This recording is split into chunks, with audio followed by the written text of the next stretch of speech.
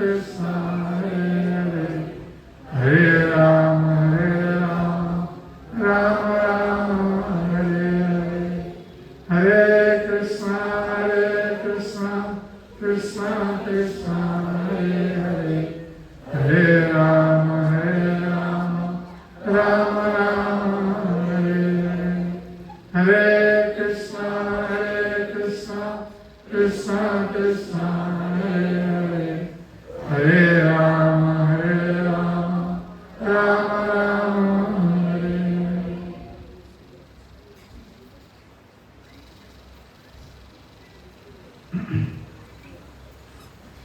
आज यहाँ पर उपस्थित भक्त सज्जन वृंद और मातृवृंद, हम 2-3 दिन के बाद भगवान नृसिंहदेव के आविर्भाव उत्सव मनाने जा रहे हैं। 22 तारीख को भगवान नृसिंहदेव का आविर्भाव उत्सव है। इसी दिन अपने भक्त के लिए भगवान नृसिंहदेव आविर्भूत हुए थे, भक्त की रक्षा के लिए, क्योंकि भगवान भक्त वत्सल हैं, भक्त उनके प्रिय हैं, इसलिए भक्तों की रक्षा के लिए भगवान सब कुछ कर सकते हैं। भगवत गीता में भगवान अर्जुन से कहते हैं कि अर्जुन प्रतिजानी न में भक्ता प्रणश्यति। हे अर्जुन, तुम इस संसार में दृढ़ता पूर्वक घोषणा कर दो कि मेरे भक्त का कभी विनाश नहीं होता है। भगवान अपने भक्तों को स्वयं सुरक्षा प्रदान करते हैं, इसलिए भक्तों का दृढ़ विश्वास रहता है कि किसी भी विपत्ति में भगवान अवश्य उसकी रक्षा करेंगे। ये भक्त का दृढ़ विश्वास है। श्री प्रहलाद महाराज, यद्यपि असुर कुल में उनका जन्म हुआ था, किंतु बाल्यावस्था से प्रहलाद महाराज भगवान के परम भक्त थे। बाल्यावस्था से भगवान की भक्ति करने के कारण उनके पिता हिरण्यकशिपु, जो इस संसार का सबसे प्रबल पराक्रमी असुर था, जिसके भय से देवता लोग भी कांपने लगते थे,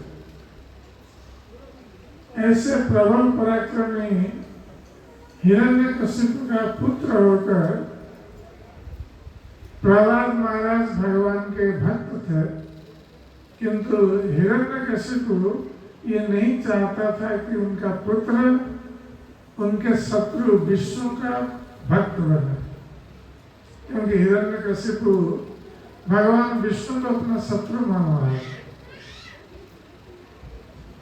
क्योंकि हिरण्यकशिपु का भ्राता हिरण्याक्ष, उसका वध भगवान विष्णु ने वराह रूप धारण करके किया था।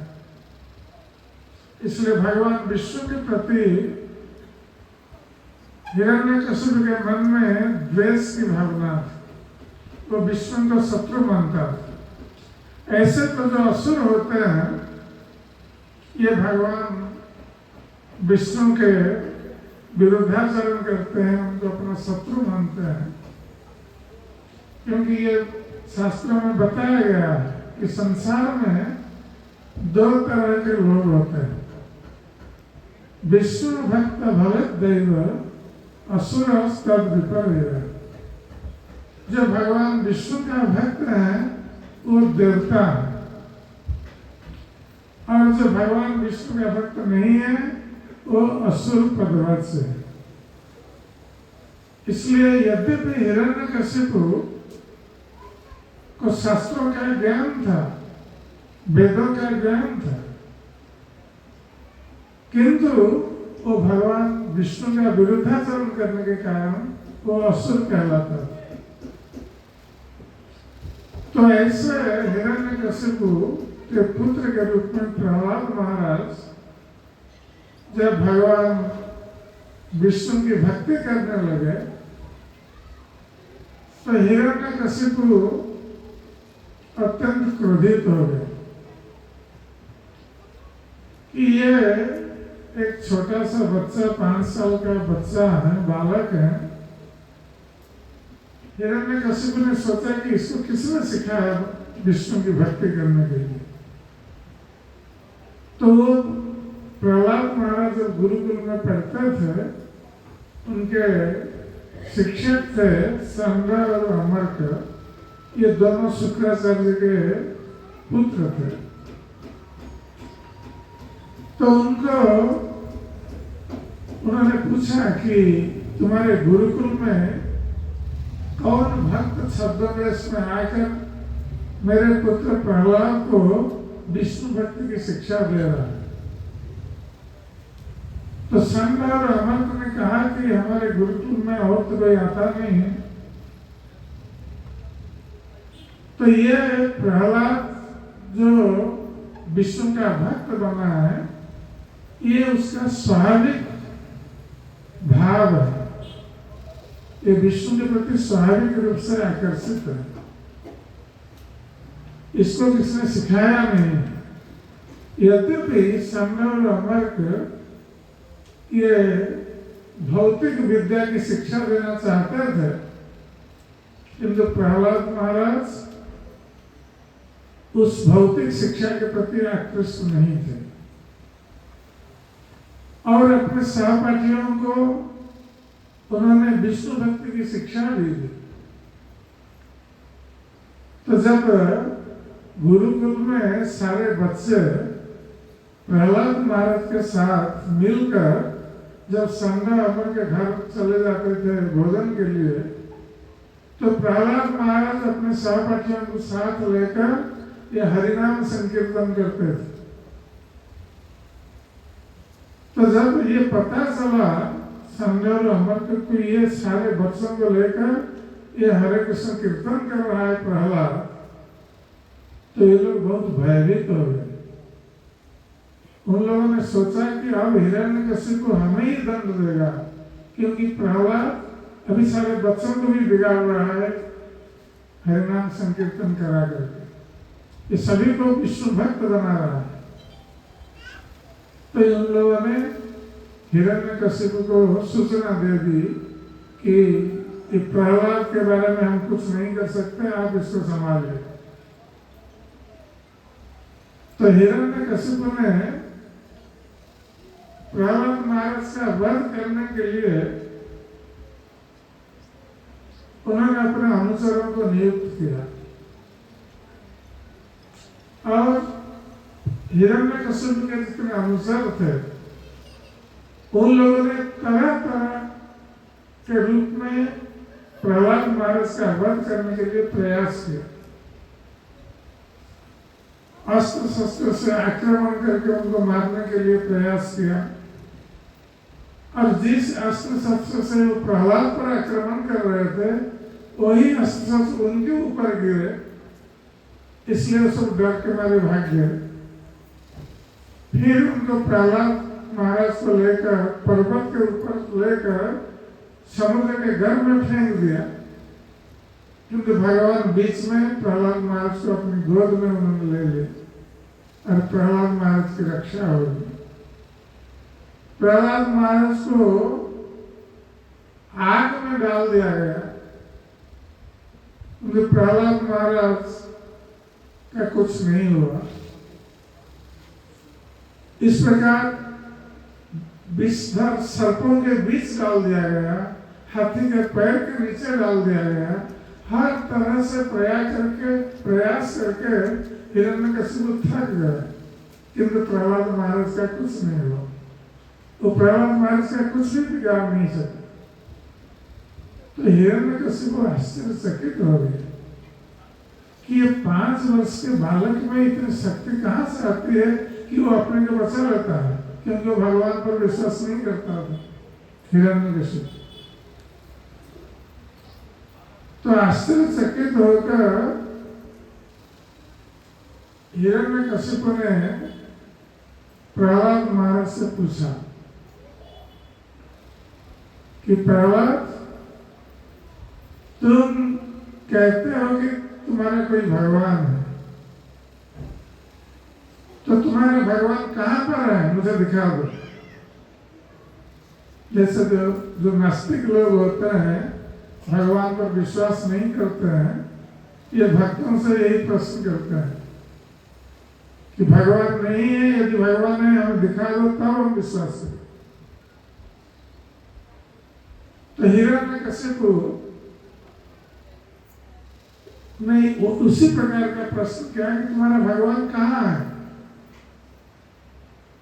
तो प्रहलाद महाराज ने उत्तर दिया कि भगवान तो सर्वत्र है, सर्वव्यापी है, सभी के हृदय में है और हर अणु परमाणु में भी व्याप्त है।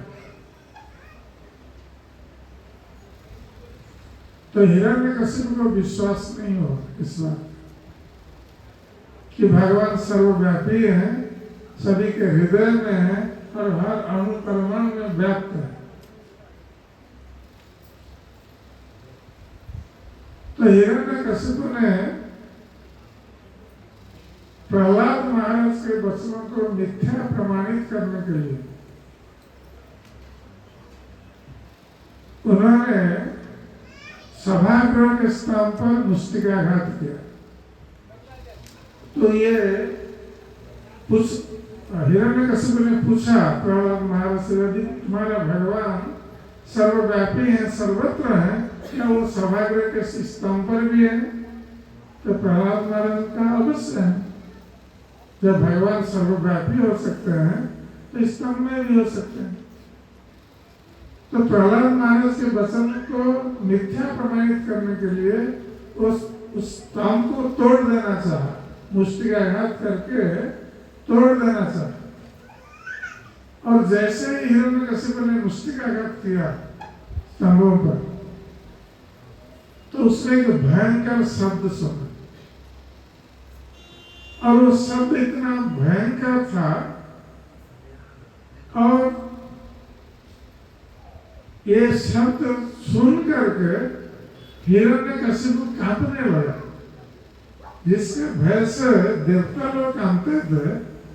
ये शब्द सुनकर वो कांपने लगा और ये आश्चर्यचकित होकर चारों ओर देखने लगा कि ये शब्द कहाँ से आ रहा है,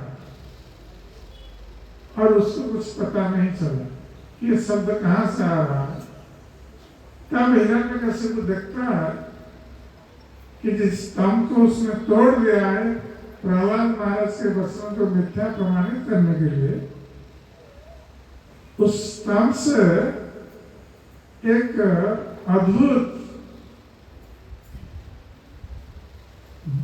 अद्भुत रूप धारण करके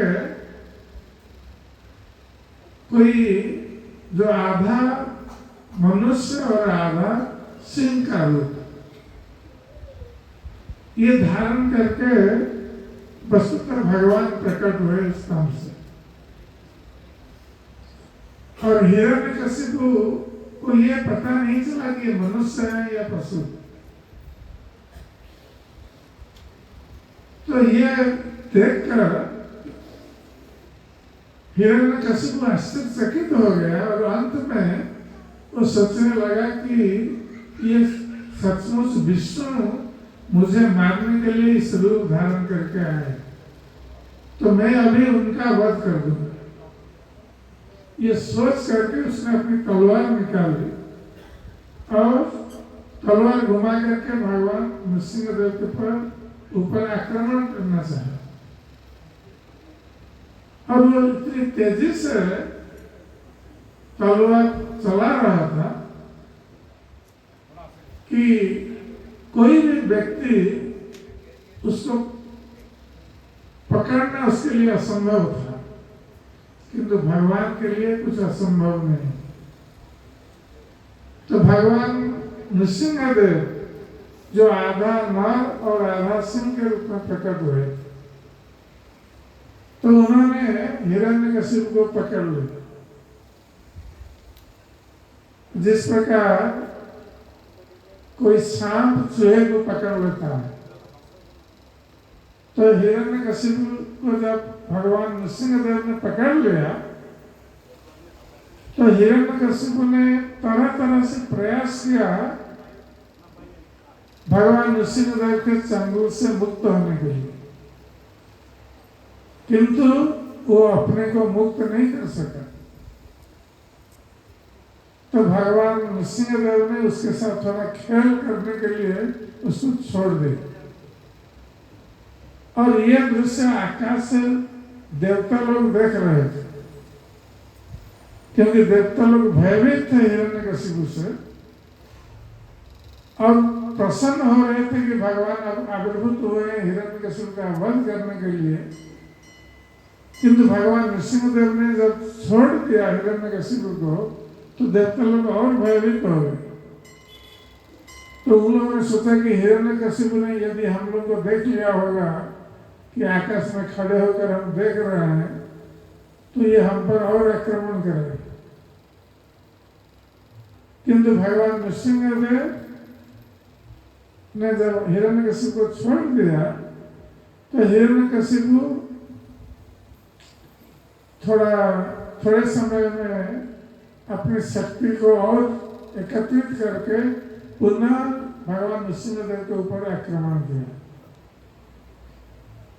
तो इस बार भगवान नृसिंहदेव ने दूसरी बार हिरण्यकशिपु को पकड़ लिया और उसको अपनी गोद में बिठा करके उसकी छाती को अपने नाखून से फाड़ दिया। और इस प्रकार हिरण्यकशिपु का भगवान नृसिंहदेव ने वध किया, क्योंकि हिरण्यकशिपु ने वरदान प्राप्त किया था ब्रह्मा जी से कि हिरण्यकशिपु अमर होना चाहता था, इसलिए तपस्या कर रहा था, कठोर तपस्या। और उसकी तपस्या से संतुष्ट होकर ब्रह्मा जी प्रकट हुए थे। तो ब्रह्मा जी से जब उसने अमर वरदान मांगा तो ब्रह्मा जी ने कहा कि जब मैं स्वयं अमर नहीं हूं तो तुम्हें कैसे अमर वरदान दे सकता हूं, तुम और कुछ वरदान मांगो। तो हिरण्यकशिपु बहुत बुद्धिमान था, इसलिए उसने सोचा कि ठीक है, ये ब्रह्मा जी मुझे अमर वर प्रदान नहीं कर सकते, किंतु हम उनसे इस प्रकार का वर मांग लेंगे जिससे कि हम अमर हो जाएंगे। इसलिए उसने मृत्यु के जितने संभावित द्वार थे उन संभावित द्वारों को बंद करना चाहा।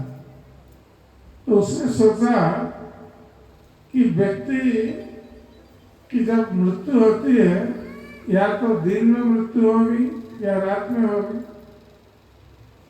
तो उसने ब्रह्मा जी से वरदान मांगा कि मेरी मृत्यु न रात में हो न दिन में हो। ब्रह्मा जी ने कहा तथास्तु, ठीक है। फिर उसने सोचा कि हमारी मृत्यु कहीं घर पर हो सकती है या बाहर हो सकती है। तो ब्रह्मा जी से वरदान मांगा कि मेरी मृत्यु न घर में हो न बाहर हो। ब्रह्मा जी ने कहा ठीक है, तथास्तु। फिर उसने सोचा कि हमारी मृत्यु पृथ्वी पर या आकाश में हो सकती है।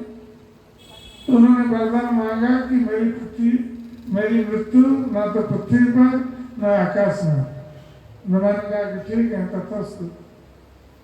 फिर उन्होंने वरदान मांगा कि मेरी मृत्यु किसी अस्त्र शस्त्र से या कोई निर्जीव वस्तु से नहीं हो सकती। ब्रह्मा जी ने कहा ठीक है। तो इस प्रकार पुनः हिरण्यकशिपु ने वरदान मांगा कि आपने जो प्राणियों की सृष्टि की है संसार में, क्योंकि संसार में जितने प्राणी हैं सभी की सृष्टि ब्रह्मा जी ने की भगवान के आदेश से। इसलिए हिरण्यकशिपु ने वरदान मांगा कि संसार में आपके द्वारा सृष्ट जितने प्राणी हैं किसी के द्वारा मेरा वध न हो। तो ब्रह्मा जी ने कहा ठीक है, ऐसा ही होगा। तो हिरण्यकशिपु ने सोचा कि अभी हमने सारे द्वार बंद कर दिए, मृत्यु के द्वार, अब हमारी मृत्यु नहीं हो सकती, न अस्त्र शस्त्र से, न सजीव या निर्जीव वस्तु से, या किसी मनुष्य, पशु, देवता, किसी के द्वारा हमारी मृत्यु नहीं होगी। तो भगवान नृसिंहदेव ने ब्रह्मा जी के सारे वरदान को ध्यान में रखते हुए ऐसा रूप ग्रहण किया जो ब्रह्मा जी की सृष्टि नहीं है। भगवान को ब्रह्मा जी सृष्टि नहीं करते हैं, भगवान ब्रह्मा जी को सृष्टि करते हैं। इसलिए भगवान ने आधा नर और आधा सिंह का रूप धारण किया, आधा मनुष्य और आधा सिंह। उनको ना तो मनुष्य कहा जा सकता है, ना पशु कहा जा सकता है। और भगवान नृसिंहदेव ने किस समय हिरण्यकशिपु का वध किया?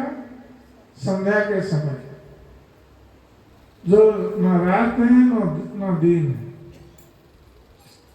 पुनः भगवान नृसिंहदेव दरवाजा के चौखट जो है, वो चौखट पर बैठे हुए थे, जो न घर है न बाहर है। चौखट पर बैठ करके हिरण्यकशिपु को लिया था अपनी गोद में, और गोद में इसलिए लिया था क्योंकि हिरण्यकशिपु ने वरदान मांगा था, उसकी मृत्यु न तो पृथ्वी पर न आकाश में होगी, इसलिए अपनी गोद में ले लिया हिरण्यकशिपु को। और उसने मांगा था कि ना किसी अस्त्र शस्त्र से या सजीव या निर्जीव वस्तु से नहीं हो। तो भगवान ने इसलिए अपने नाखून से हिरण्यकशिपु का वध किया। नाखून ना तो सजीव है ना निर्जीव है। हम लोग जानते हैं नाखून यदि हम काट देते हैं हमें कष्ट नहीं होता है, किंतु हम देखते हैं कि नाखून बढ़ता है काटने के बाद फिर। इसलिए नाखून जो है उस ना तो सजीव है ना निर्जीव है, इसलिए नाखूनों से वध किया भगवान नृसिंहदेव ने। तो इस प्रकार ब्रह्मा जी के सारे वरदान को ध्यान में रखते हुए भगवान ऐसे रूप ग्रहण किए हिरण्यकशिपु का वध करने के लिए, और इस प्रकार उन्होंने हिरण्यकशिपु का वध किया। जब हिरण्यकशिपु का वध हो गया तो हिरण्यकशिपु के जितने अनुचर थे, सेना थी, सभी नृसिंहदेव के भगवान नृसिंहदेव के ऊपर टूट पड़े। सभी ने एक साथ आक्रमण किया, किंतु अकेले भगवान नृसिंहदेव अपने अनंत बाहु के द्वारा सभी का वध किया और कोई बचा नहीं। अब भगवान नृसिंहदेव हिरण्यकशिपु के सिंहासन पर बैठ गए और बहुत क्रोध में थे भगवान नृसिंहदेव, क्योंकि हिरण्यकशिपु ने भगवान के भक्त प्रहलाद को बहुत कष्ट दिया था। तो जो लोग भगवान के भक्तों को कष्ट देते हैं, भगवान उसको सहन नहीं कर सकते। इसलिए भगवान स्वयं भक्तों की रक्षा के लिए आविर्भूत होते हैं। तो प्रहलाद महाराज को हिरण्यकशिपु ने बहुत कष्ट दिया था, इसलिए प्रहलाद महाराज की रक्षा के लिए भगवान स्वयं प्रकट हुए। तो बहुत क्रोधित थे भगवान।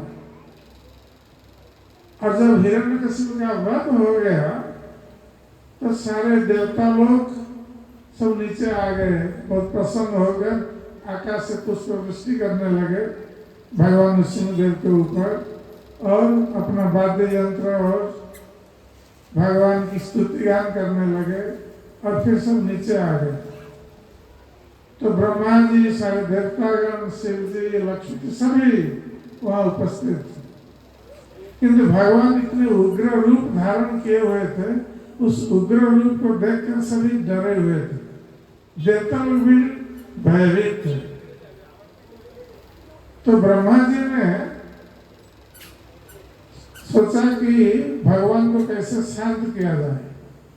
भगवान इतने उग्र रूप धारण किए हुए और उनको शांत करना आवश्यक है, क्योंकि सभी भक्त लोग डरे हुए हैं उस रूप को देखकर।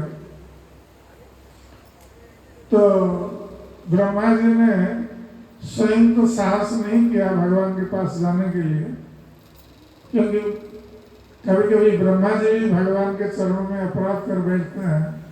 जैसे हम लोग जानते हैं कि वृंदावन में जब भगवान कृष्ण बाल लीला कर रहे थे अब गोपाल बालकों के साथ, वो यमुना के तट पर भोजन कर रहे थे, तो उस समय ब्रह्मा जी आकर भगवान के बछड़ों को चुरा लिया था, ये भगवान की परीक्षा करने के लिए। और भगवान जब आए बछड़ों को खोजने के लिए, ब्रह्मा जी उधर उनके ग्वाल सखाओं को भी चुरा लिया। तो भगवान कृष्ण को जब पता चला कि ब्रह्मा जी ने ऐसा किया है, तो भगवान कृष्ण ने अपने को विस्तार किया, असंख्य गोपाल बालकों के रूप में और असंख्य बछड़ों के रूप में। तो ब्रह्मा जी चुरा करके उनको रख करके जब आए दूसरी बार देखने के लिए कि कृष्ण क्या कर रहे हैं, तो देखते हैं कि कृष्ण पहले जैसा ग्वाल वालों के साथ भोजन कर रहे हैं, बछड़े ऐसे चल रहे हैं। तो ब्रह्मा जी को भ्रम हो गया कि क्या जिनको हमने चुराया था वही आ गए इधर। तो जब ब्रह्मा जी इस प्रकार सोचते हैं, देखते हैं कि सारे ग्वाल वाल और सारे बछड़े सब विष्णु मूर्ति धारण किए हुए हैं, चतुर्भुज मूर्ति, शंख चक्र गदा पद्म धारण किए। तो ब्रह्मा जी समझ गए कि ये भगवान अपने को इतने सारे ग्वाल वाल और इतने सारे बच्चों के रूप में विस्तार किया है। तब ब्रह्मा जी का मोह भंग हो, वो आकर भगवान के चरणों में क्षमा प्रार्थना की। तो इसलिए ब्रह्मा जी को डर था कि कहीं भगवान अभी ब्रह्मा जी को डांट न दे, क्योंकि ब्रह्मा जी ने ही वरदान दिया था हिरण्यकशिपु को, और ब्रह्मा जी के वरदान से हिरण्यकशिपु इतना शक्तिशाली बन गया था। इसलिए ब्रह्मा जी साहस नहीं कर रहे थे भगवान नृसिंहदेव के सामने जाने के लिए, कि भगवान नृसिंहदेव उनको डांट देंगे कि तुमने वरदान दिया था हिरण्यकशिपु को, इसलिए इसने इतना अत्याचार किया संसार में। तो ब्रह्मा जी से स्वयं न जाकर पहले लक्ष्मी देवी को अनुरोध किया कि आप तो भगवान की पत्नी है, आप जाइए उनका क्रोध शांत कीजिए। आप सामने जाने पर भगवान का क्रोध शांत हो जाए। किंतु भगवान का यह रूप देखकर, इतना भयंकर रूप, लक्ष्मी देवी भी डरी हुई थी। तो लक्ष्मी देवी ने मना कर दिया, नहीं नहीं हम नहीं जाएंगे। तो ब्रह्मा जी ने फिर शिव जी से कहा कि आप जाइए, थोड़ा भगवान का क्रोध शांत करिए। शिव जी ने कहा कि नहीं नहीं हम नहीं जा सकते, क्योंकि हम भी कभी कभी गलती कर देते हैं असुरों को वरदान देकर, और भगवान स्वयं आकर हमारी रक्षा करते हैं। तो इसलिए शिव जी ने मना कर दिया। और फिर दूसरे देवताओं की बात क्या कहा जाए। अंत में ब्रह्मा जी ने प्रहलाद महाराज को आदेश दिया कि प्रहलाद तुम्हारे लिए भगवान नृसिंह रूप में प्रकट हुए हैं, तुम्हारी रक्षा के लिए, इसलिए तुम जाओ भगवान का क्रोध शांत करो। और जैसे ही ब्रह्मा जी ने आदेश किया प्रहलाद महाराज को, तो प्रहलाद महाराज को कोई भय नहीं था नृसिंहदेव का ये रूप देखकर। यदि भी नृसिंहदेव का भयंकर रूप था, बहुत क्रोध में थे भगवान, किंतु प्रहलाद महाराज 5 वर्ष के बालक, ब्रह्मा जी के कहने पर वो भयभीत नहीं हुए, वो सीधे चले गए भगवान नृसिंहदेव के सामने और जाकर भगवान नृसिंहदेव के सामने दंडवत प्रणाम किया। और जब भगवान नृसिंहदेव ने देखा प्रहलाद महाराज जो उनके चरणों पर गिरे हुए हैं, तो प्रहलाद महाराज को देखकर भगवान का क्रोध तुरंत शांत हो गया और उनमें वात्सल्य की भावना उत्पन्न हो गई प्रहलाद महाराज के प्रति। तो प्रहलाद महाराज को देखकर भगवान ने तुरंत प्रहलाद महाराज को उठा लिया नीचे से, जो उनके चरणों पर गिरे हुए थे, और उनके मस्तक पर अपना वरद हस्त स्थापन किया नृसिंहदेव। क्योंकि नृसिंहदेव उस समय सोच रहे थे कि ये 5 वर्ष का बालक प्रहलाद मेरे लिए, मेरी भक्ति के लिए इसने कितना कष्ट सहन किया है, उसके पिता ने इसको कितना कष्ट दिया है। तो ये सोचकर भगवान नृसिंहदेव का हृदय पिघल गया प्रहलाद महाराज के कष्टों को देखकर, कि उनके लिए प्रहलाद ने इतना कष्ट सहन किया है। इसलिए नृसिंहदेव का प्रहलाद के प्रति वात्सल्य भाव उत्पन्न हो गए। तो जिस वरद हस्त भगवान ने कभी लक्ष्मी देवी के मस्तक पर, शिव जी ब्रह्मा जी के मस्तक पर कभी रखा नहीं था, उसी वरद हस्त को भगवान ने प्रहलाद महाराज के मस्तक में रखा। और इस प्रकार प्रहलाद महाराज को वरदान दिया भगवान। यद्यपि भगवान हर तरह के वरदान देने के लिए प्रस्तुत थे, किंतु प्रहलाद महाराज ऐसे भक्त थे, तो उन्होंने कहा कि हे प्रभु, आप मुझे जो वरदान दे रहे हैं, मैं आपके पास जाकर निवास कर सकता हूं आपके धाम में, किंतु संसार में इतने सारे लोग जो आपके बारे में नहीं जानते हैं, आपकी भक्ति के बारे में नहीं जानते हैं, इनका उद्धार कैसे होगा? इसलिए जब तक सारे संसार के लोगों का उद्धार हम नहीं करते, हम अकेले आपके पास मुक्त होकर जाना नहीं चाहते। तो ये प्रहलाद महाराज का भाव है कि वो सोच रहे थे कि सारे संसार के लोग कृष्ण भक्ति के बिना कितने कष्ट में हैं, कितने दुख में हैं, और उनका उद्धार करना उनका कर्तव्य है। इसलिए जो महान भक्त होते हैं, ये तो भगवान के पास जा सकते हैं, उनको दूसरों का उद्धार करने के लिए इतना कष्ट उठाने की आवश्यकता नहीं है। किंतु फिर भी भगवान जैसे करुणामय है, भगवान के शुद्ध भक्त भी करुणामय है, संसार के जीवों के दुख को सहन नहीं कर सकते, उनका उद्धार करने के लिए वो प्रयास करते हैं। जैसे श्री प्रभुपाद जी महाराज अंतरराष्ट्रीय श्री कृष्ण भावनामृत संघ के संस्थापक आचार्य 70 साल की आयु में वृंदावन में निवास कर रहे थे।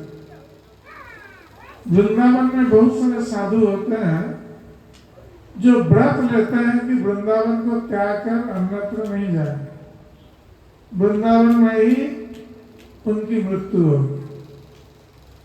किंतु प्रभुपाद महाराज 70 वर्ष की आयु में जगत का कल्याण के लिए वो अमेरिका यात्रा गए, उन्होंने की कृष्ण भावनामृत के प्रचार के, जिससे कि सारे जगत का उद्धार हो। और श्री चैतन्य महाप्रभु की यही भविष्यवाणी थी, पृथ्वी ते आशीर्वत नगर आदि ग्राम सर्वत्र प्रचार है मरो नाम। तो चैतन्य महाप्रभु ने 500 वर्ष पहले जो भविष्यवाणी की थी कि समग्र पृथ्वी में जितने नगर और ग्राम हैं सर्वत्र हरिनाम का प्रचार होगा, तो उस समय लोग सोच रहे थे कि ये कैसे संभव है कि सारी पृथ्वी में प्रति नगर और ग्राम में हरिनाम का प्रचार, ये संभव नहीं है। इसलिए लोग सोच रहे थे कि चैतन्य महाप्रभु ने जब पृथ्वी कहा है वो केवल भारतवर्ष, किंतु श्री चैतन्य महाप्रभु की वाणी कभी असत्य नहीं हो सकती। और श्री प्रभुपाद श्री चैतन्य महाप्रभु के परम भक्त थे, जिन्होंने श्री चैतन्य महाप्रभु की वाणी को सार्थक किया, सारे संसार में इस हरिनाम को प्रचार करते। आज श्री चैतन्य महाप्रभु की कृपा से और श्री प्रभुपाद की कृपा से सारे संसार में ये हरिनाम का प्रचार हो रहा है। हरे कृष्णा कृष्ण कृष्ण हरे हरे, हरे राम राम राम हरे हरे। तो ये हरिनाम संकीर्तन ये कलियुग का युग धर्म है। इस हरिनाम संकीर्तन के माध्यम से ही कलियुग के लोग उद्धार हो सकते हैं। इससे उनके सारे पाप कर्म नष्ट हो सकते हैं, उनका हृदय शुद्ध हो सकता है और भगवान कृष्ण के प्रति हृदय में प्रेम उत्पन्न हो सकता है। तो श्री प्रभुपाद ने सारे संसार के उद्धार के लिए प्रहलाद महाराज के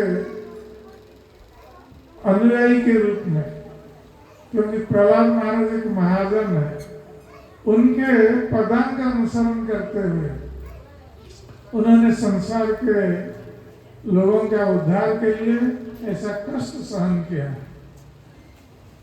तो ये भक्तों का भाव होता है, भगवान जैसे करुणामय है उसी प्रकार उनके भक्त भी करुणामय है और वो चाहते हैं कि जगत का कैसे कल्याण हो, जगत का कैसे उद्धार हो। तो नृसिंह चतुर्दशी जो भगवान का आविर्भाव दिन आ रहा है, इसलिए भगवान नृसिंह देव जो भक्त वत्सल हैं, भक्तों के लिए प्रकट हुए थे, तो उस दिन हम लोग व्रत रखकर भगवान नृसिंह देव की पूजा करें और उनकी कृपा प्रार्थना करें, जिससे कि हमारे भक्ति मार्ग में सारे अनिष्ट नष्ट हो जाए और हमारा भक्ति मार्ग सुगम बन जाए, जिससे कि हम भगवान के पास जा सकें और भौतिक संसार के दुखों से सदा के लिए मुक्त हो सके। तो ये नृसिंह चतुर्दशी का अवसर है जब हम भगवान नृसिंह देव के चरणों में अपनी भक्ति को निवेदित कर सकते हैं। तो जबकि यहाँ पर हम श्री जगन्नाथ जी के मंदिर में भगवान नृसिंह देव की कथा श्रवण कर रहे हैं, तो भगवान जगन्नाथ भी जब प्रकट हुए थे नीलाचल में, जब ब्रह्मा जी आए थे, भगवान जगन्नाथ बलदेव सुभद्रा और सुदर्शन की स्थापना के लिए, ये सत्ययुग की घटना है। तो ब्रह्मा जी जब आए थे जगन्नाथ को स्थापित करने के लिए, क्योंकि महाराज इंद्रद्युम्न ये ब्रह्मलोक गए थे ब्रह्मा जी को बुलाने के लिए, तो ब्रह्मा जी जब स्वयं आए थे और जगन्नाथ जी की स्थापना की अपने मंदिर में, स्थापना करने के बाद, क्योंकि भगवान के विग्रह दारू से बने हुए थे और वो दिव्य दारू थे, कोई साधारण दारू नहीं थे, दिव्य दारू थे और भगवान ने स्वयं अपनी मूर्ति बनाई थी। तो जब ब्रह्मा जी ने स्थापित किए जगन्नाथ जी की मूर्ति को और सारे देवता लोग उपस्थित थे, ब्रह्मा जी उपस्थित थे, नारद मुनि उपस्थित थे, महाराज इंद्रद्युम्न उपस्थित थे और पृथ्वी के लोग भी उपस्थित थे, महाराज गाल और उनके राज्य के लोग उपस्थित थे। सभी के सामने भगवान को स्थापित करने के बाद जगन्नाथ जी अचानक वो नृसिंह रूप में प्रकट हो गए। बहुत भयंकर रूप धारण करके प्रकट हो गए।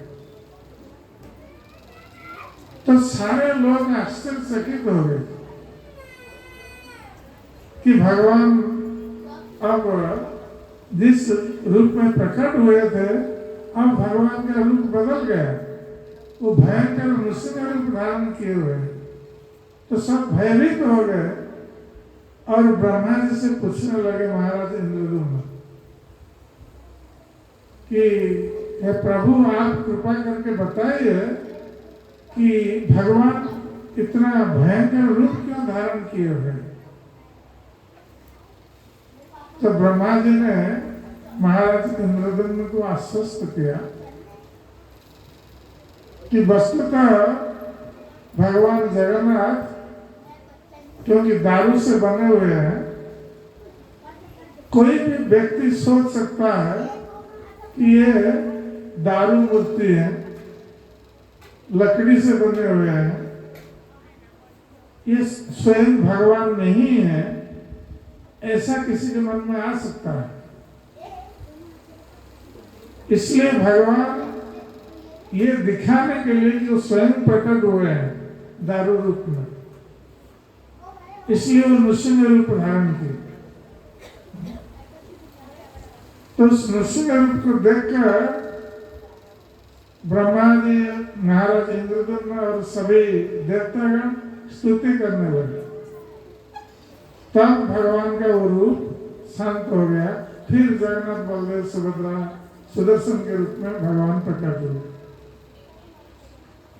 और जगन्नाथ जी दारू रूप में प्रकट होने से पहले भी महाराज इंद्रद्युम्न को आकाशवाणी के माध्यम से कहा था 1,000 अश्वमेध यज्ञ का अनुष्ठान करने के लिए। तो आजकल जहाँ गुंडीचा मंदिर है पुरी में, उसी स्थान पर महाराज इंद्रद्युम्न ने अश्वमेध यज्ञ अनुष्ठान किया। 1,000 अश्वमेध यज्ञ। और अश्वमेध यज्ञ अनुष्ठान से पहले महाराज इंद्रद्युम्न ने नृसिंहदेव की स्थापना भी की थी। गुंडीचा मंदिर के पास बहुत प्राचीन नृसिंह मंदिर है, और वहां पर जो नृसिंहदेव है ये बहुत प्राचीन है। जब महाराज इंद्रद्युम्न अश्वमेध यज्ञ कर रहे थे, उससे पहले उन्होंने यज्ञ में बाधा दूर करने के लिए भगवान नृसिंहदेव की स्थापना की थी। और नृसिंह भगवान की जो मूर्ति स्वयं नारद मुनि लेकर आए थे।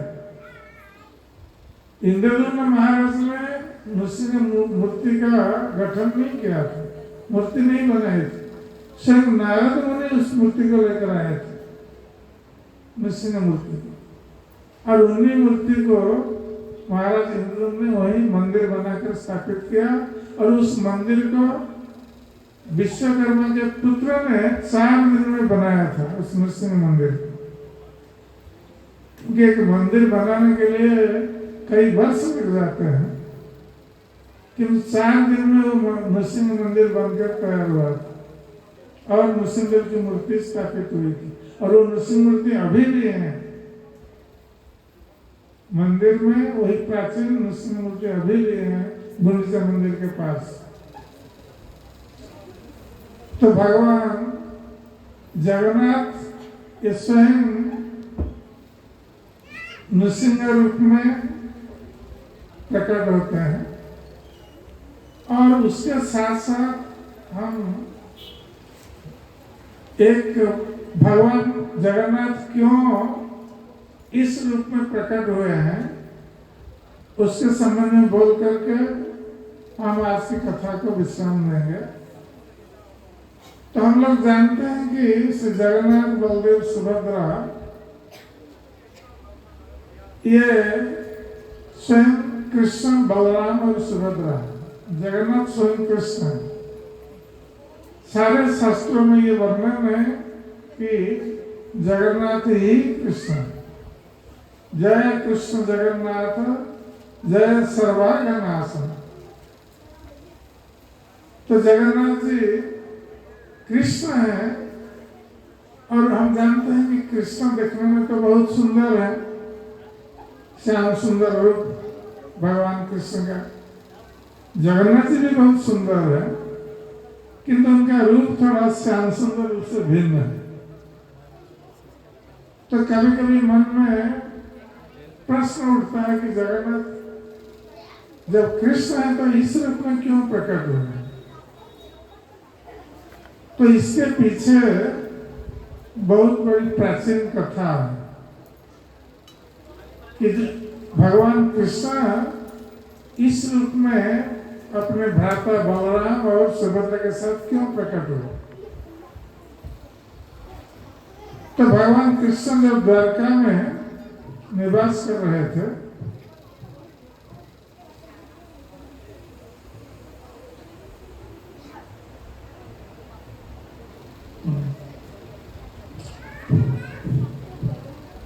तो भगवान श्री कृष्ण जब द्वारका में निवास कर रहे थे तो उस समय हम लोग जानते हैं कि भगवान कृष्ण के 16,108 रानियां थी और हर रानी के लिए एक एक महल था द्वारका में। तो नारद मुनि प्रतिदिन जाते थे द्वारका भगवान के दर्शन करने के लिए। तो नारद मुनि ने सोचा कि भगवान की इतनी सारी पत्नियां हैं और भगवान अकेले हैं, कैसे व्यवहार करते हैं इतनी सारी पत्नियों के साथ। तो नारद मुनि एक दिन गए देखने के लिए। तो जिस रानी के महल में जाते हैं नारद मुनि, देखते हैं भगवान वहां उपस्थित है, कहीं भोजन कर रहे हैं, कहीं विश्राम कर रहे हैं, कहीं बच्चों के साथ क्रीड़ा कर रहे हैं, कहीं रानियों के साथ बातचीत कर रहे हैं। तो नारद मुनि हर महल में जाकर देखते हैं कि भगवान कृष्ण वहां उपस्थित है, क्योंकि कृष्ण ने अपने को 16,108 रूप में विस्तार किया और ऐसा केवल भगवान ही कर सकते हैं, दूसरा कोई नहीं कर सकता।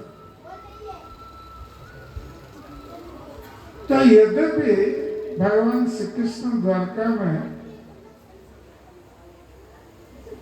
ऐश्वर्य में रह रहे थे और सारी रानियां उनकी सेवा भी कर रही थी, क्योंकि द्वारका में सभी उनके भक्त थे। तो रानियां उनकी सेवा भी कर रही थी, उनको प्रसन्न करने के लिए हर तरह से प्रयास कर रही थी। किंतु भगवान कृष्ण का मन वृंदावन में था। द्वारका में रहते हुए भी उनका मन वृंदावन में था, क्योंकि हम लोग जानते हैं कि भगवान कृष्ण का जन्म किस प्रकार हुआ ब्रज में, और उन्होंने बचपन में जो ब्रज लीलाएं की ब्रजवासियों के साथ, गोपाल बालकों के साथ, गोपियों के साथ और जो ब्रजवासी हैं उनके साथ जो जो लीलाएं भी की है, तो ये लीलाएं हैं, ये बहुत माधुर्यमय लीला है। और सारे ब्रजवासी भगवान कृष्ण के प्रति इतने आकृष्ट थे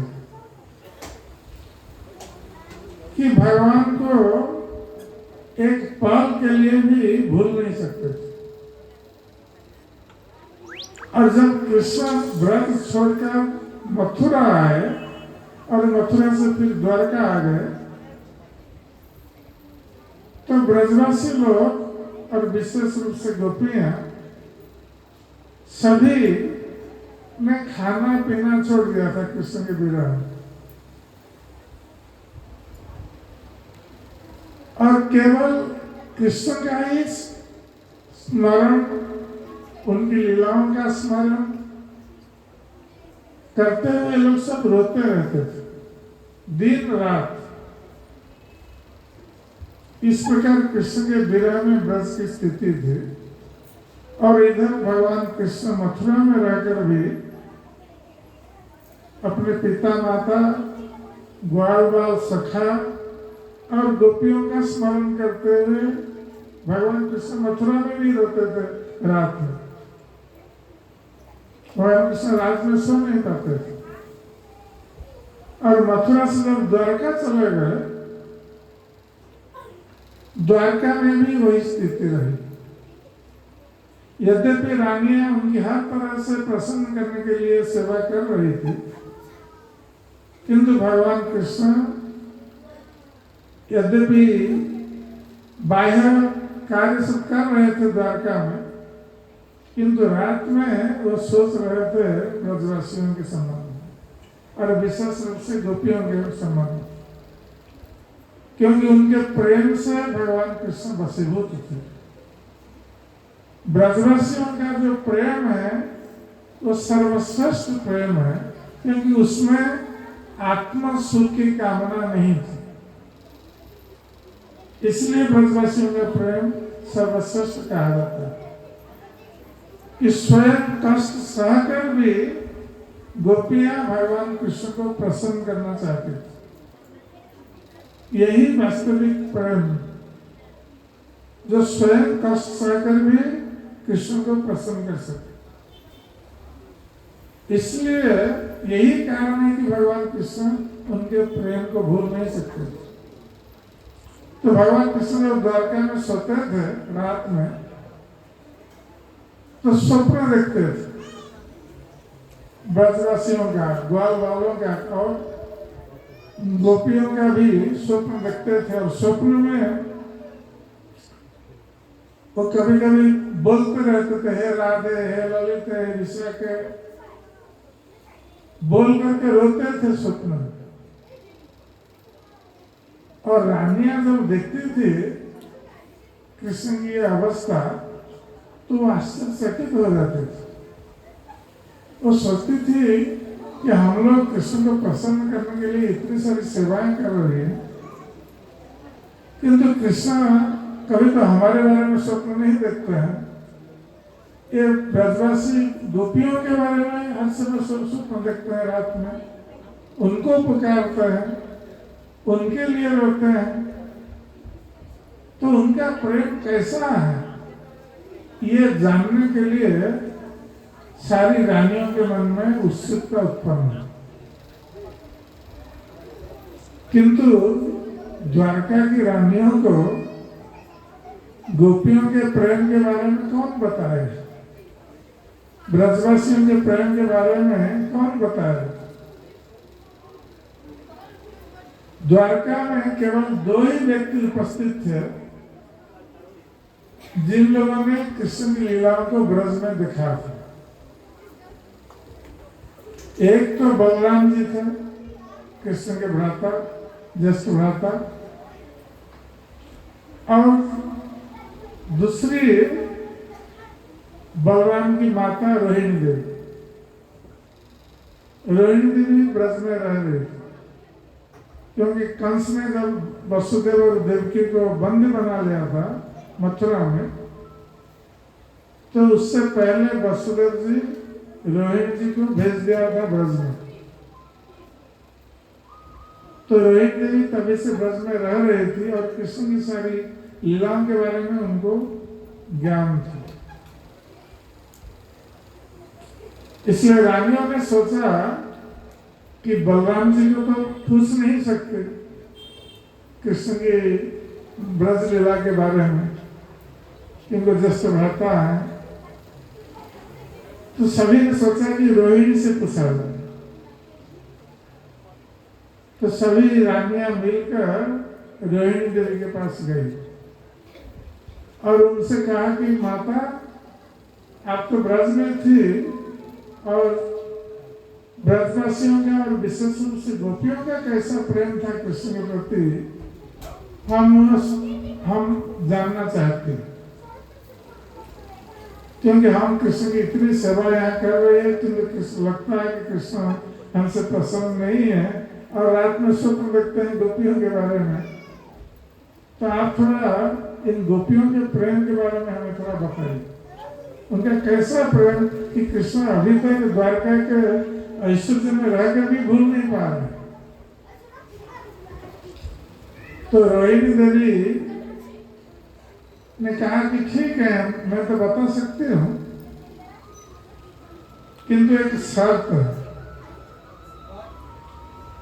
कि तुम लोग जानती हो कि कृष्ण तो गोपियों के बारे में स्मरण करके रोता रहता है रात में स्वप्न में। यदि हम तुम लोगों को उस ब्रजलीला की कहानी बताते समय कृष्ण आ गए उस स्थान पर, तो उस समय उनकी अवस्था क्या होगी हम बता नहीं सकते। इसलिए सबसे अच्छा ये होगा कि हम कहीं एकांत स्थान में हम आप लोगों को बताएंगे कृष्ण की ब्रजलीला की कहानी, जहां पर कृष्ण ना आ सके। किंतु द्वारका में ऐसा कौन सा स्थान है जहां कृष्ण नहीं जा सकते? तो अंत में ये निश्चित किया गया कि रानी अंतपुर में ये कथा होगी, और वहां पर द्वार पर ये देखने के लिए कि कृष्ण जब आए हैं तो भीतर सूचित कर दे, पहले से तो कथा बंद कर दिया जाएगा। इसलिए रानी ने सोचा कि किसको द्वार पर खड़ा किया जाए। कोई प्रहरी को द्वार पर खड़ा करेंगे और कृष्ण आएंगे तो प्रहरी तो मना नहीं कर सकता कृष्ण को।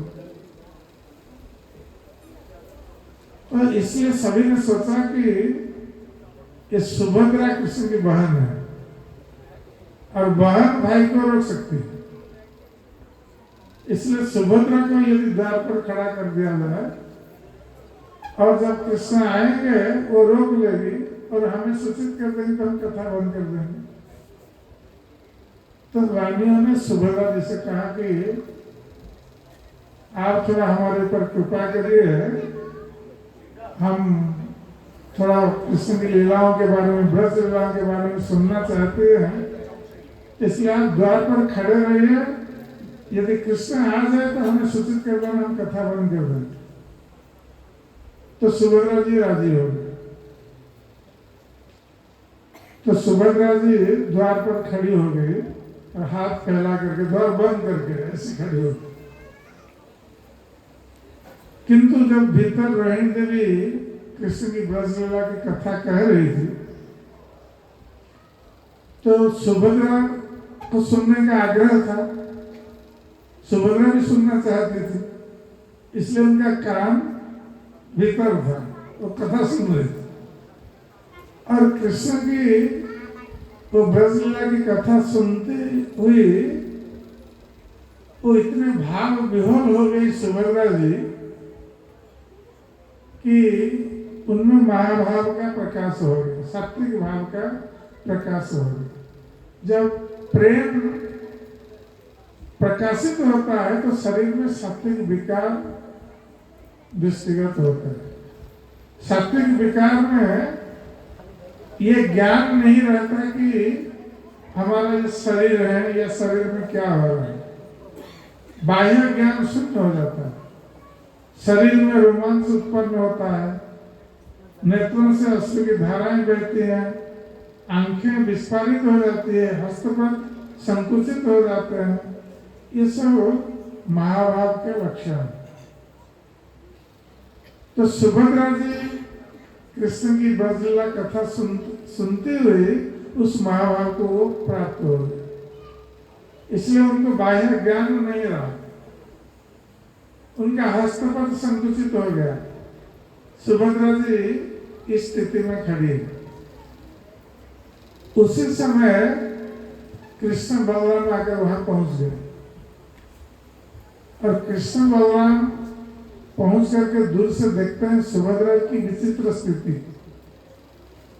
तो उन लोगों ने सोचा कि सुभद्रा की ये विचित्र स्थिति कैसे हुई है, और सुभद्रा क्योंकि वो भाव में है वो नहीं देख पा रहे कृष्ण बलराम, बाह्य ज्ञान शून्य है। तो कृष्ण बलराम चुपचाप जाकर उन्होंने सोचा कि भीतर कुछ हो रहा है शायद, ये द्वार पर खड़ी है सुभद्रा, तो ये चुपचाप जाकर दोनों सुभद्रा के दोनों पार्श्व में खड़े हो गए, कृष्ण और बलराम, और खड़े होकर ये भी सुनने लगे दोनों। भीतर कथा चल रही है, रोहिणी देवी बता रही है कृष्ण की ब्रजलीला कहानी। तो कृष्ण बलराम सुनते हुए ये भी महाभारत को दोनों प्राप्त हो गए। तो महाभारत को प्राप्त होने से ये भी बाह्य ज्ञान शून्य हो गए और उनका हस्तपद संकुचित हो गया, चक्षु विस्फारित हो गए। और इस स्थिति में तीनों खड़े हैं, जगन्नाथ, बलदेव, सुभद्रा। तो नारद मुनि तो आते थे जब भगवान कृष्ण का दर्शन करने के लिए द्वारका, किसी न किसी बहाने आ जाते थे। तो जब ये तीनों खड़े हैं इस प्रकार महाभारत को प्राप्त होकर, बाह्य ज्ञान शून्य होकर और विचित्र रूप धारण करके, तो नारद मुनि जब आए उन्होंने उनको विचित्र रूप में आज देखा, कृष्ण बलराम और सुभद्रा को, वो तो आश्चर्यचकित हो गए कि प्रभु आज इस प्रकार का रूप कैसे धारण किए हुए। तो नारद मुनि ये विचित्र रूप को देखकर वो आनंद में नृत्य करने लगे, भगवान का नाम कीर्तन करते हुए, अपनी बीना बजाते हुए नृत्य करने लगे। तो जब नारद मुनि नृत्य करने लगे तो इन तीनों का जो बाह्य भाव लुप्त हो गया था, फिर वो अपनी स्थिति में तीनों आ गए नारद मुनि का कीर्तन सुनकर, फिर अपने रूप में आ गए कृष्ण बलराम और सुभद्रा। तो नारद मुनि ने भगवान को प्रणाम किया और भगवान से कहा कि प्रभु, आप आज जिस स्थिति में तीनों खड़े थे, महाभाव स्थिति को प्राप्त होकर आप इसी स्थिति में सारे जगत को दर्शन दीजिए, क्योंकि ये जो भाव है ये भक्त भाव में आप विभावित हुए, भक्तों की कथा सुनकर आप इस भाव को प्राप्त हुए, अपने प्रिय भक्तों की कथा, गोपियों की कथा सुनकर इस भाव को प्राप्त हुए हैं। इसलिए इसी भाव में आप सारे जगत को दर्शन देकर जगत का उद्धार कीजिए। तो नारद मुनि ने भगवान से ऐसी प्रार्थना की। तो उस समय भगवान कृष्ण ने कहा था कि नारद जी, आपकी इच्छा हम पूर्ण करेंगे। हम इसी रूप में ब्रह्मा जी के द्वितीय परार्ध में नीलाचल में जगन्नाथ, बलदेव, सुभद्रा के रूप में प्रकट होंगे और सारे जगत का उद्धार करेंगे। इसलिए कहा है कि भगवान जगन्नाथ का जो दर्शन करता है, दर्शन अनुमूर्ति साक्षात सर्वतीर्थ फलप्रद। जो जगन्नाथ जी का दर्शन करता है वो सारे तीर्थों का फल एक साथ प्राप्त हो जाता है, उसको और किसी तीर्थ में जाने की आवश्यकता नहीं है, और व्यक्ति मुक्ति को ही प्राप्त हो सकता है केवल दर्शन मात्र से। इसलिए जगन्नाथ जी को पतितपावन कहा जाता है। जो कलयुग के पतित लोगों का उद्धार करने के लिए भगवान इस रूप में प्रकट हुए हैं, जगन्नाथ, बलदेव, सुभद्रा के रूप में। तो ये नारद मुनि के अनुरोध पर भगवान इस रूप में प्रकट हुए हैं। और आप लोग जानते हैं कि जगन्नाथ, बलदेव, सुभद्रा प्रकट होने से पहले वो नील माधव के रूप में पूजित हो रहे थे। तो अभी जहां पर जगन्नाथ जी का मंदिर है पुरी में, वो नीलाचल पर्वत के ऊपर है, जबकि वो पर्वत बहुत ऊंचा पर्वत था, अभी बालू से ढक गया है। किंतु उसी नीलाचल पर्वत के ऊपर जगन्नाथ जी जहां पर अभी विराजमान है मंदिर में, जहां जगन्नाथ जी का सिंहासन है, तो उसी स्थान पर भगवान जगन्नाथ के रूप में प्रकट होने से पहले वहीं पर नीलमाधव प्रकट हुए। ये स्कंद पुराण में बताया गया है कि ब्रह्मा जी का प्रथम परार्थ ब्रह्मा जी के 100 वर्ष होते हैं उनके हिसाब से, उनका जीवन काल ब्रह्मा जी का 100 वर्ष, प्रथम 50 वर्ष को प्रथम परार्ध कहा जाता है और द्वितीय 50 वर्ष को द्वितीय परार्ध कहा जाता है। तो भगवान कृष्ण ब्रह्मा जी के प्रथम परार्ध में नीलमाधव के रूप में वहीं पर नीलाचल में प्रकट होते हैं, जहां पर जगन्नाथ जी का मंदिर है, वही नीलमाधव के रूप में प्रकाशित होते हैं। और जब ब्रह्मा जी का द्वितीय परार्ध आता है तो नीलमाधव अंतर्धान हो जाते हैं और उसी स्थान पर जगन्नाथ बलदेव सुभद्रा के रूप में प्रकट होते हैं। तो अभी ब्रह्मा जी का द्वितीय परार्ध चल रहा है, इसलिए नीलमाधव अंतर्धान हो गए हैं। और हम लोग जानते हैं जिस समय विद्यापति आए थे, इंद्रद्युम्न ने भेजा था अवंती से, तो विद्यापति ने तो नीलमाधव का दर्शन किया था। जब महाराज इंद्रद्युम्न आए उनको दर्शन नहीं हुआ नीलमाधव, तब तक नीलमाधव अंतर्हित हो गए थे। तब फिर वही महाराज इंद्रद्युम्न कारण बने भगवान को जगन्नाथ बलदेव सुभद्रा के रूप में प्रकट करने के लिए। तो ये इसलिए जगन्नाथ बलदेव सुभद्रा इस रूप को धारण किए हुए, ये भक्त भाव को धारण किए हुए, भक्त भाव में विभाजित है। इसलिए रथ यात्रा के अवसर पर जब जगन्नाथ जी आते हैं गुंडीचा मंदिर में, तो जगन्नाथ जी का मंदिर उसको द्वारका कहा गया है और गुंडीचा मंदिर वृंदावन है। जिस प्रकार भगवान कृष्ण का जन्म ब्रज में हुआ था, तो जगन्नाथ जी का जन्म भी गुंडीचा मंदिर में हुआ था, वहीं पर मूर्ति का निर्माण हुआ था गुंडीचा मंदिर में। और जब तक महाराज इंद्रद्युम्न ब्रह्मलोक से नहीं आए तब तक जगन्नाथ बलदेव सुभद्रा गुंडीचा मंदिर में ही थे। वो आने के बाद ही वहां से लाकर मंदिर में स्थापित किया, ब्रह्मा जी ने स्थापित किया। तो इसलिए जगन्नाथ जी महाराज इंद्रद्युम्न को कहते हैं कि वो गुंडीचा मंदिर हमारा जन्म स्थान है। हम वर्ष में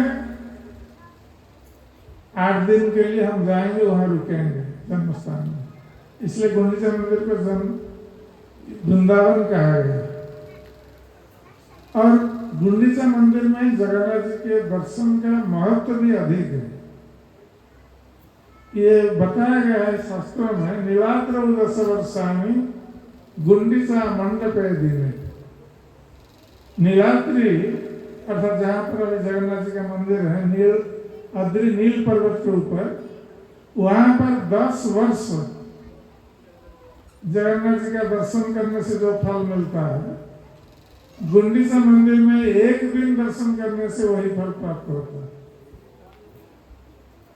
पुनः कहा गया है कि दिवासात् दर्शनं पुण्यं रात्रौ 10 गुणो भवेत्।